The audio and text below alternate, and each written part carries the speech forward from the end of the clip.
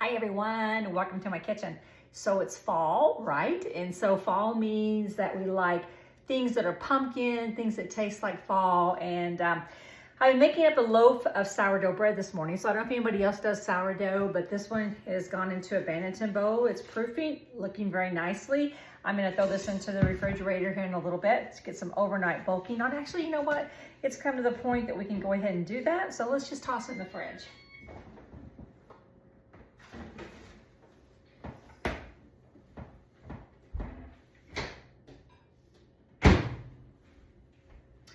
Sorry, I heard my microwave beep and I'm like, oh, my butter, I gotta get my butter. Okay, so we're gonna make sourdough pumpkin oatmeal cookies, all right? I do a lot of sourdough baking, and so this morning, I don't know, it was probably around maybe noon or so, I fed my starter. Look how beautiful she is, lots of holes and stuff. And I always teach my classes when it inflates, it's ready to bake.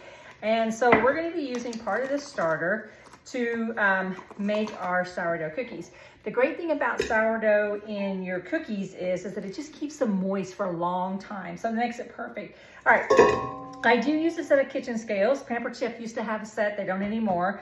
But I weigh everything out in scales and grams. And so we're gonna grab our scales, put our bowl on here. And if you have a set of scales, what you do is you just tear it down to 0. That means that your bowl doesn't weigh anything, and then you can add your ingredients from there, okay? So we're going to be adding in our wet ingredients, and that's gonna be 115 grams of butter, which is basically 1 stick. I threw it in the microwave for about 10 seconds to give it to kind of, soften it up a little bit. So we're gonna add that in there. Also, the thing about sourdough cookies is you wanna get a lot of intense flavor. So a lot of times we'll throw them into the refrigerator overnight before we bake them. So we will not be baking these today, we'll bake them tomorrow, okay? All right, so then we have 120 grams of sugar. So I tear that back down to 0 so that my bowl weighs nothing with my butter in it. And then I'm gonna add in 120 grams of sugar. This is the way scales is so important to me, is because I hardly ever measure accurately with a cup. And so I know I always get it right when I do a set of scales. All right. 120 there. Actually, right there she is. Okay. All right. Then we're also going to add in 100 grams of brown sugar. So let's grab the brown sugar. I have a big old bag of brown sugar from Sam's, and I haven't put it in the container yet. All right. 120 grams of brown, 100 grams of brown sugar. I'll get it right in a minute. Whoops, got into the wrong sugar. 100 grams, just a little bit off, perfect, okay. All right, then we're also going to add in 130 grams of pumpkin puree. A lot of times when I open up a can of pumpkin puree, I only maybe need just a little bit, so what I do is just toss it into a Ziploc bag and freeze it. And then that way I don't have to open up a can every single time. So at this point we need to tear that down to 0, 130 grams of pumpkin. So we're gonna add in 130 grams. Pumpkin weighs pretty heavy, so it doesn't take a whole lot. Okay, I can't remember how much I put in each one of these bags. Maybe I put in like about 100, so we'll see here. Oh yeah, we're gonna get really close. I'm just gonna grab the whole bag. We may be short just a little bit, but it'll be fine. I think I must have put something around about 110, 115 grams of puree in each bag. So that's gonna work out perfect for this recipe. Get all of that out of there. I could have put a hole in the corners, what I probably should have done, and then squeezed it out, right? Oh well. All right, that actually comes out to 123, so we're gonna call that a win-win-win. Okay, so it also has in 1 egg. You want your egg to be room temperature, so I just put it into a bag or a bowl of water to bring it to a nice room temperature evenly. And then it also calls for 100 grams of sourdough starter.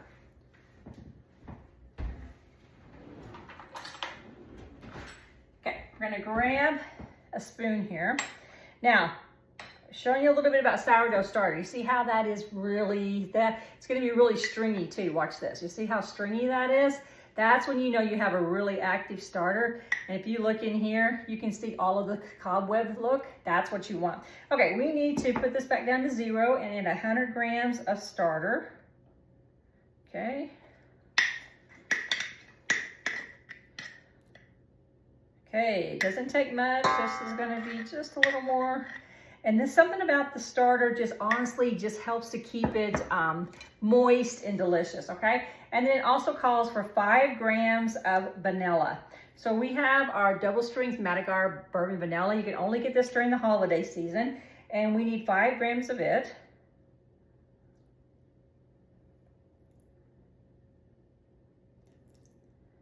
Just a little more.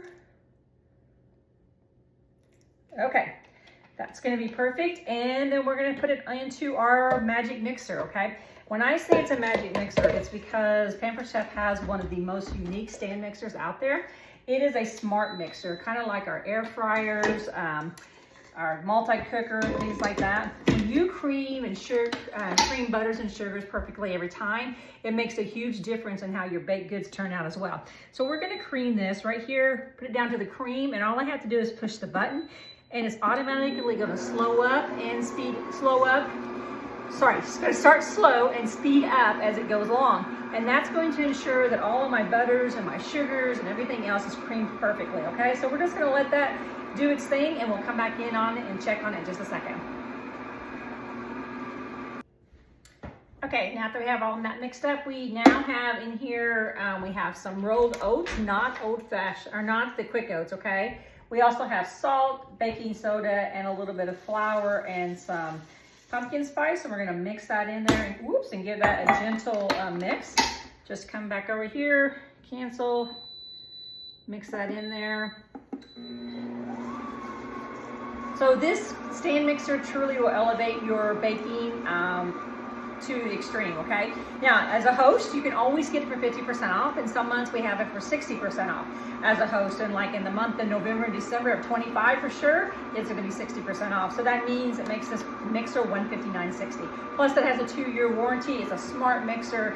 It does a lot of amazing things, and I've got my KitchenAid tucked underneath my cabinet right now because truly, this is the one that I love. This is the one that I use because it just makes everything so much easier. And oh, this is looking up so nicely, and we're gonna mix this up, and then I'm gonna put a silicone lid on it, something similar to this, and that's going to go into the refrigerator, and it'll refrigerate overnight. I can keep it in there for up to 48 hours if I need to, but then once that kind of firms up, we will roll them out and bake them, and they're gonna be a sourdough pumpkin oatmeal cookie. Oh my goodness, it's gonna be so delicious.